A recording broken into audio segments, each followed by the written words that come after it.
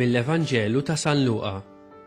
F'dak iż-żmien, wara li salbu lil Ġesu, il-poplu waqaf hemm iħares, waqt li l-kapijiet bdew jiddieħku b'Ġesu u jgħidu: Salva lill-oħrajn, ħajsalva lilu nnifsu jekk dan hu l-Messija, il-Maħtur ta' Alla. Is-suldati wkoll bdew jgħadduh biż-żmien u resqu lejh, newwlulu nbit qares u qalulu: Jekk inti s-Sultan tal-Lut, salva lilek innifsek. Fuq rasu kien hemm ukoll kitba li kienet tgħid: Dan huwa s-Sultan tal-Lut. Wieħed mill-ħatjin li kienu msalbin miegħu beda jgħajru u jgħidlu: Int m'intix il-Messija, salva lilek innifsek u lilna. Imma qabes liħor, ċanfru u qallu: Anqas minn Alla int ma tibża, int li qiegħed taħt l-istess kundanna. Tagħna hija ġusta tassew, għax qegħdin nieħdu li ħaqna ta' kull ma minna, imma dan ma għamel xejn ħażin. Imbagħad qal: Ġesu, ftakar fija meta tidħol fis-saltna tiegħek. U wieġbu Ġesu: Tassew ngħidlek, illum tkun miegħi fil-ġenna.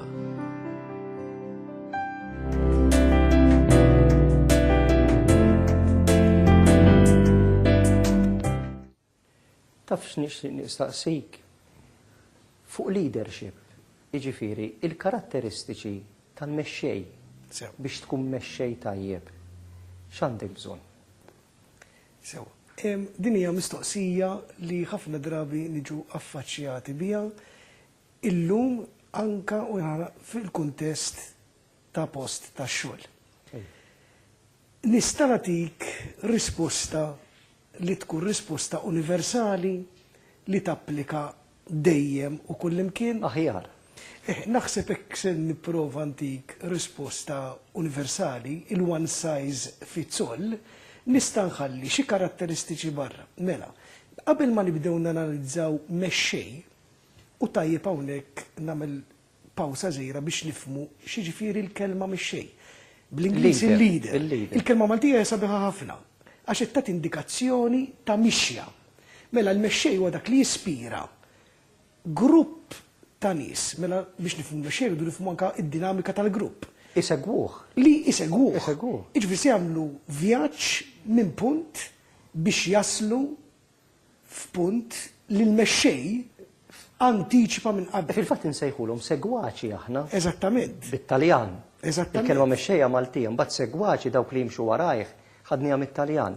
Mela. Bil-Ingliż followers, u veru. Mela, il-mexxej tapprezzah u tifhmu f'kuntest. Altru mexxej, ħan nitkellmu b'mod prattiku, jien għandi negozju. Bdejt in-negozju tiegħi. Il-mara u wliedi qed jgħinuni fin-negozju. Altru meta mbagħad in-negozju kiber u l-kumpanija kibret, mela l-istil ta' tmexxija għax iċ-ċirkustanzi nbidlu se jinbidlu. Altru ġeneral fil-kamp tal-battalja, il-mod kif se jmexxi, altru ġenerali timexxi parata ta' ċerimonja. Mela altru ġeneral u altru politiku. Esattament, mela il-kuntest li fih il-mexxej irid imexxi jiddetermina l-istil. Imminti biex ma naħrablix naqqas minn mistoqsija tiegħek, staqsejtni fuq il-karatteristiċi. U qabel wieġbek ngħidlek isma' mexxej isir jew jitwieled. Dan huwa dibattitu li fil-kodba ta' leadership niltaqgħu ħafna miegħu. Isma' għax jitħallmu fuq mexxej karizmatiku wkoll. Proset ħafna.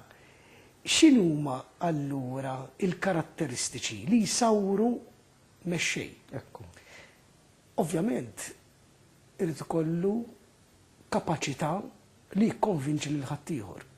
U x'inhu s-sors ta' dik il-kapaċità? Mela, ir-re huwa mexxej għax għażel li jkunu jew għax twieled familja ta' rejiet. ta' rejiet. Mela allura wieled il-poter. Imma ġieli ma jkunx tajjeb biex imexxi mbagħad. Imma xorta jibqa' re u xorta bil-Kostituzzjoni ti tikkonoxxih bħala l-kap tal-Istat. Għandek imbagħad f'organizzazzjoni xi ħadd li jingħata t-titlu ta' manager. U hawnhekk irridu nagħmlu distinzjoni u naħseb nirrispondi mistoqsija bejn dak li nduru ascribed status u achieved status. Xiġifieri? Tar-re scribed. Eżattament. Għax sapruħu fih. Li l-manager ukoll ħarġet kull for application applika u sar manager. Jekk se mmorru għal charismatic leader, dak il-bniedem li isa in-natura żejnitu b'dan id-don. Li jkun mexxej. Li konvinċi l-ħaddieħor. U ħadd ieħor jimxi warajh. Allura daka rebħu dak l-istatus ta' leader.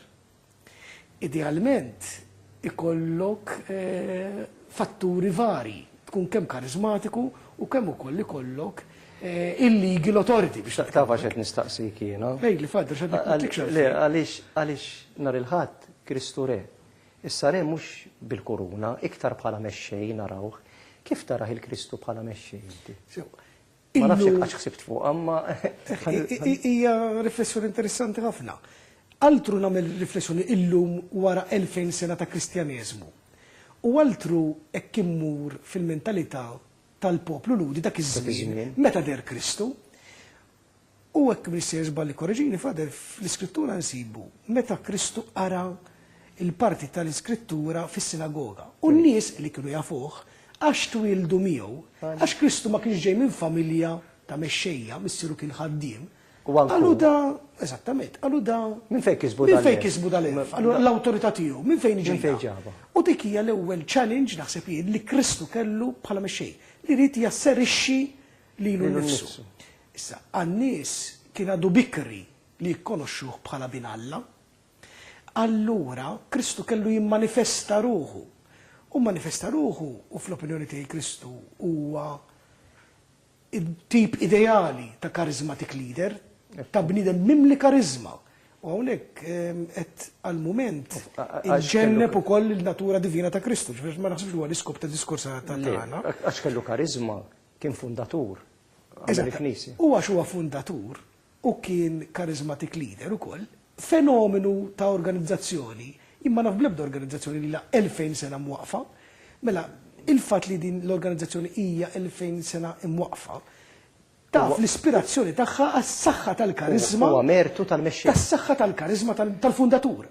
Hemmhekk huwa mexxej fundatur. Mela jekk aħna illum insegwu mexxej lider fid-dinja, kemm għandna nimxu wara Kristu bħala l-mexxej ewlieni li jipprova li huwa mexxej tajjeb għax wara kollox huwa li bentalla. Nistgħu nisiltu anka talimiet ta' kif għandu jaġixxi mexxej. Minn Ġesu Kristu. Għax kien mexxej tajjeb. Mexxej tajjeb li kapaċi jażel l-istil ta' tmexxija. Meta Kristu. U mhux biex jidheru biex jagħmel il-ġid. Biex wassal il-messaġġ. Kristu kellu oġġettiv, rid iwassal messaġġ. Kull mexxej għandu oġġettiv.